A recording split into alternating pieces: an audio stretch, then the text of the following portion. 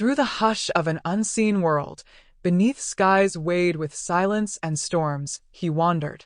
Barron, prince not merely by name but by burden, walked alone through the corridors of palaces and expectations. Each step echoed against marble floors polished by centuries of legacy, yet his heart knew only the hollowness that grandeur could not fill. The applause of dignitaries, the subtle nods of power, the sharp-edged smiles, all shadows that deepened his solitude. He was young, yes, but not untouched by the quiet ache of being profoundly unseen. Each night, beneath layers of silk and protocol, he lay awake. His eyes stared through the ceiling as if willing it to break open and reveal a truth, a place, a name, something beyond titles and treaties. There were tears, but they never reached the surface. He was a trump, after all, and trumps do not break. Not where others can see, but inside, the boy bore the fractures of loneliness with the poise of kings. And still he prayed, not with the rituals of state religion, but with the desperate honesty of a soul that craved to be known, not merely recognized. His whispered hopes were soft, barely breathing. Let there be someone. Let there be a light. Let there be a love not forged by alliance or expectation, but by something real. In the vastness of privilege, what he yearned for most was something unbought. And then, without warning, without heraldry, fate stirred. Far from the chambers of power, in a land where tradition wrapped itself in grace rather than wealth, Princess Leonor dreamed in equal silence. The weight of a crown hovered above her like a promise and a threat. She had been raised in the language of duty, schooled in the art of measured smiles and diplomatic restraint. But beneath the poise of a future queen was a heart that longed to be chosen, not for her bloodline, but for her soul. Each lesson in royal decorum sharpened the edge of her yearning.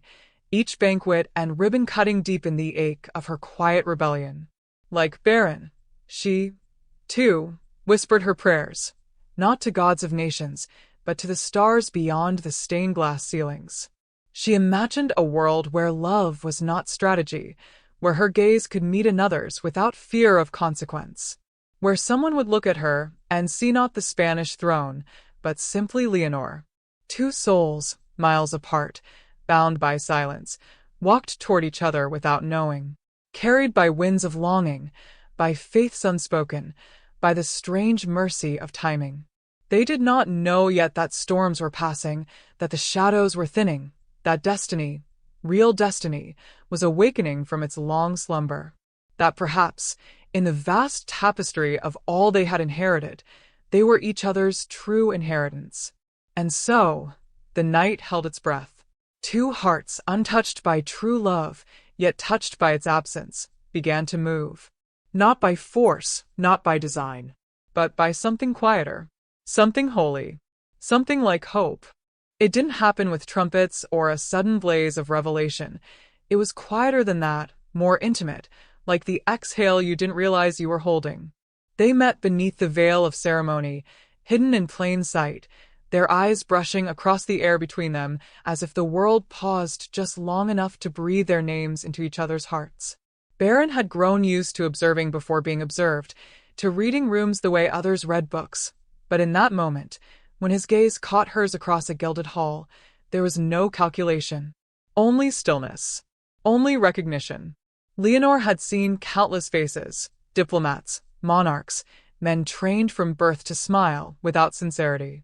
Yet when she looked at him, it wasn't his name that struck her, nor the family he carried like armor. It was the stillness in his eyes, the soft, startled quiet of a soul not hiding, but waiting. Something within her tilted, not dramatically, but undeniably, like a compass finding true north without understanding why. And in that brief encounter, everything else faded.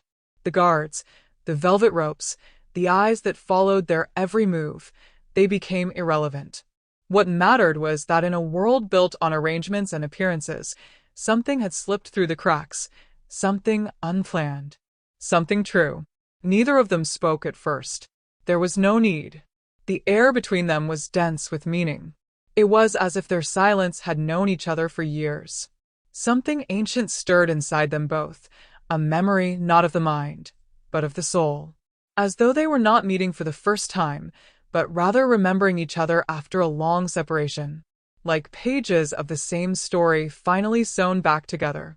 In the days that followed, there were moments, glances held a fraction too long, hands brushing too briefly. They were careful, cautious, both painfully aware of the weight their names carried. Yet behind the formality, something delicate was taking root. Not infatuation, not court intrigue, but a slow, aching recognition of something inevitable. A knowing that neither could fully name, but both refused to deny. Barron felt it like gravity. A pull toward her that defied logic and lineage. She wasn't an escape from the world he knew. She was the first real part of it.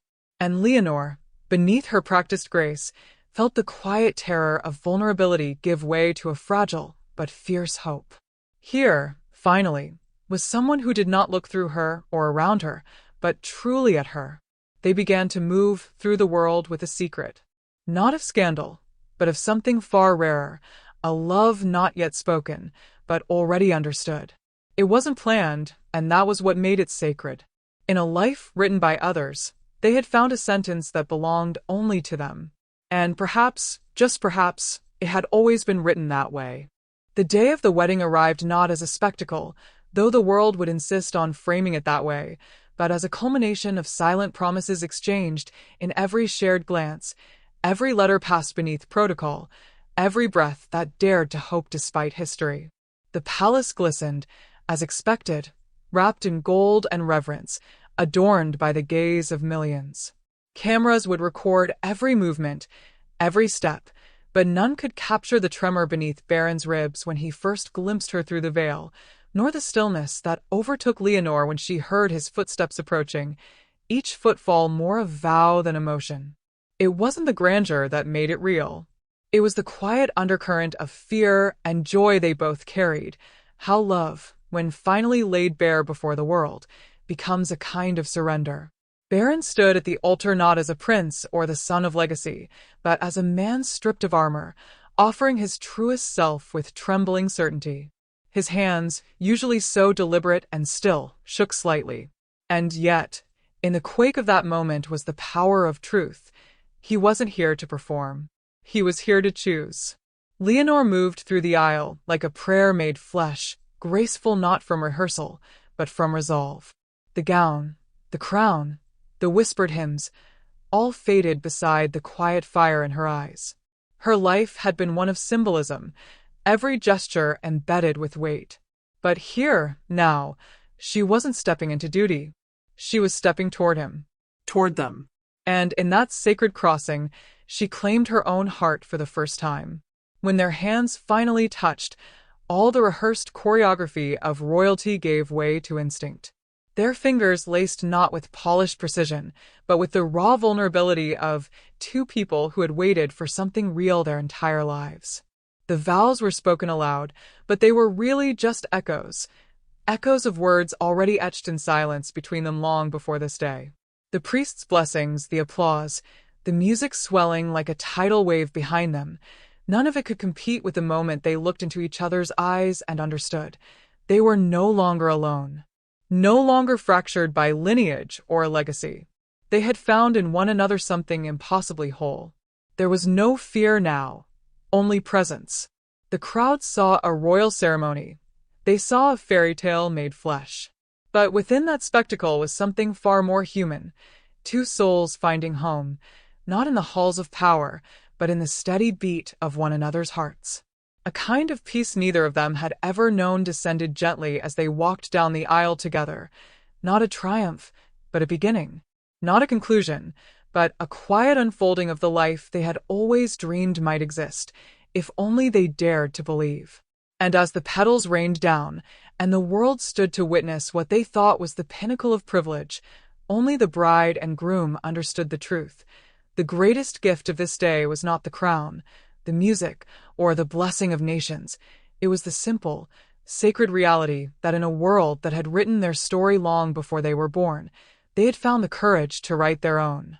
It was a memory stitched into the quiet corners of his mind, as vivid as sunlight on marble and as fragile as breath on glass, the moment he first saw her. Barron often returned to it in stillness, not as nostalgia, but as a compass. It had become a private sanctuary, untouched by media reels or public narration.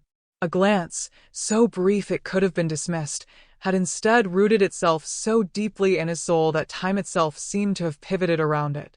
She had been standing beneath an old oak in the palace gardens of a state reception, alone, temporarily forgotten by the swells of protocol.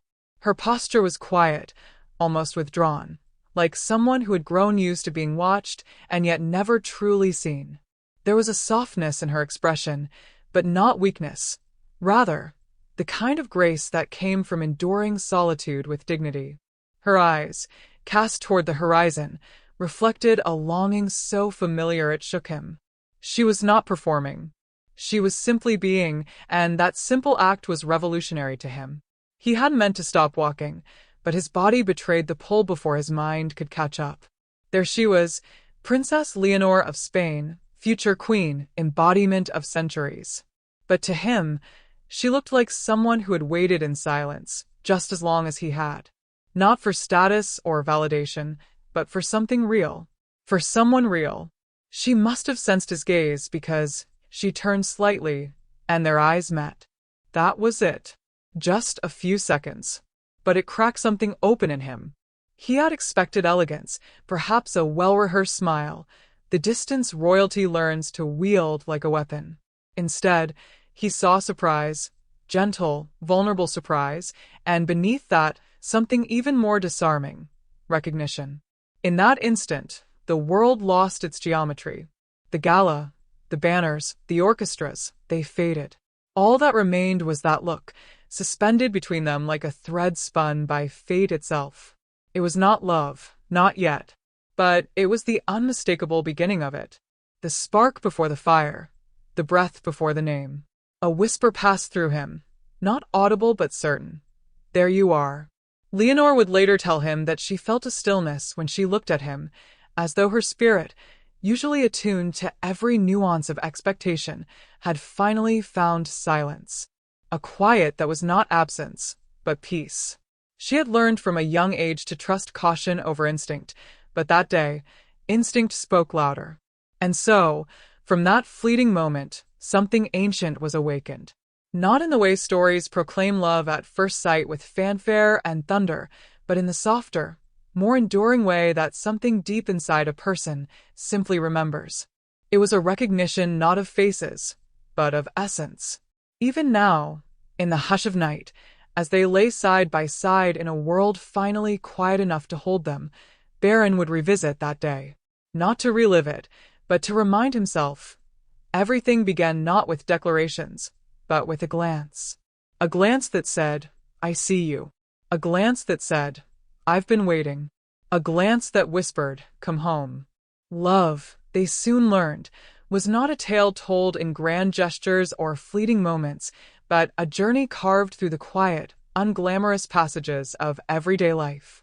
Barron and Leonor, bound by a connection deeper than circumstance, discovered that sustaining what had started as an almost mystical recognition required something far more profound: patience, trust, and the courage to be utterly seen, even in the shadows where fear and doubt lingered.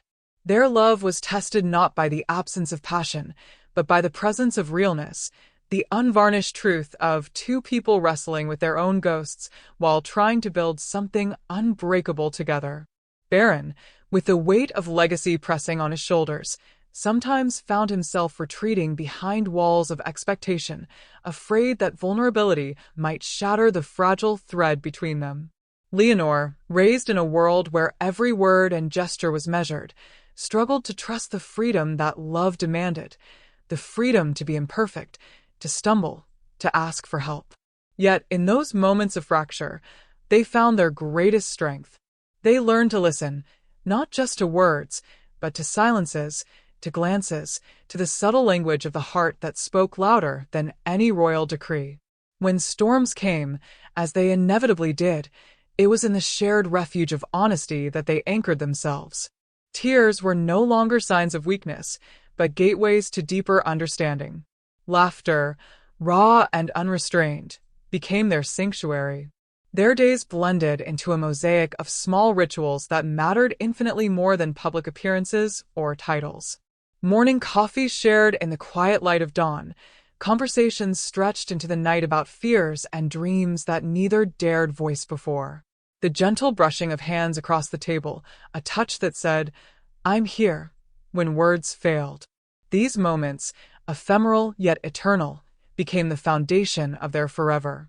They also confronted the shadows lurking beneath the surface, the doubts seated by the world's gaze, the pressures of expectation, the fear that their love might be just another chapter in a story already written by others. But each time uncertainty whispered, they chose to speak back with faith in each other and in the love they had nurtured. They reminded themselves that destiny was not a script to follow blindly, but a canvas to paint with their own colors, their own truths. In the quiet resilience of their union, Barron and Leonor found what so many seek but few claim, a love that was not perfect, but real, not easy, but enduring. A love that held them, not because it was flawless, but because it was forged in the willingness to stay, to forgive, to grow. As years wove themselves into their story, their hearts remained tethered not to titles or expectations, but to the sacred promise made long ago in a glance, in a touch, in the silent spaces between words, to walk together, through every joy and every trial, toward a horizon only they could see. Their love was no fairy tale written by fate alone. It was a testament to the power of two souls choosing each other again and again, no matter what the world demanded. And in that choosing, they found their true forever. In the hushed stillness of that moment, when the vows had been spoken, the rings exchanged, and the world seemed to hold its breath, Barron and Leonor stood on the threshold of a future unwritten, their hands entwined as if to physically tether their souls against the uncertainties ahead. The phrase lingered between them, soft yet resolute. Our forever begins today. It was more than a declaration. It was a sacred covenant, a quiet but unbreakable promise that stretched beyond the shimmering veneer of ceremony into the depths of their beings. That day was not an endpoint, but a commencement, a conscious choice to face every shadow and light that life might cast their way. Forever was not a distant, ethereal concept, but a deliberate commitment to presence, to constancy, and to the delicate, unceasing work of love. It demanded courage to embrace vulnerability, to lay bare their fears without retreat, and to remain steadfast even when the world's weight threatened to erode their resolve. For Barron, this promise was both liberation and responsibility. No longer could he hide behind legacy or expectation. Forever meant owning every fragment of his heart and history and offering it without reservation to Leonor. It was a challenge to dismantle walls he had built to protect himself, to trust that love could indeed be a shelter, not a battlefield. And within that surrender, he found strength, a resilience born not of armor, but of openness. Leonor, too, felt the gravity of the vow in the quiet chambers of her soul. To give herself fully meant stepping beyond the polished persona shaped by duty and protocol, revealing the intricate, imperfect self beneath. Forever was an invitation to be seen, not as a princess bound by tradition, but as a woman with fears, hopes, and the fierce desire to be loved wholly. It was terrifying, yes, but it was also profoundly freeing. Together, their promise became a living thread woven through each day's mundane and extraordinary moments alike. It was in the morning's gentle greeting, the whispered apologies after a misunderstanding, the shared silences when words failed. It was in choosing forgiveness over resentment, patience over frustration, presence over distraction. Their forever was not defined by perfection, but by the steadfastness of their choice to stand side by side, through joy, sorrow, certainty, and doubt.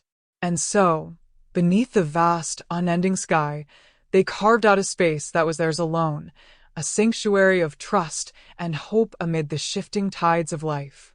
Each heartbeat echoed the vow anew, our forever begins today. Not just in the glow of celebration, but in every quiet breath, every challenge met, every love reaffirmed. This was the true essence of their union, an eternal beginning, not a final chapter, a promise not merely spoken, but lived, moment by moment, day by day, for all the tomorrows yet to come. In the soft fading light of evening, when the world quieted and the echoes of celebration settled into memory, Barron and Leonor found themselves alone beneath the vast canvas of the night sky, a sky so wide, so infinite, it seemed to hold the very essence of their journey. It was here, away from the gaze of the world and the weight of expectation, that the true depth of their love revealed itself. Not as a fleeting blaze, brilliant but brief, but as a steady flame that refused to be extinguished by time or trial. Their hands remained intertwined, fingers gently woven as if to anchor each other against the relentless passage of days. In those moments of silence, words became unnecessary. Their hearts spoke a language older than speech, a quiet dialogue of trust and belonging. They understood that love, in its most profound form, was not simply about passion or promise.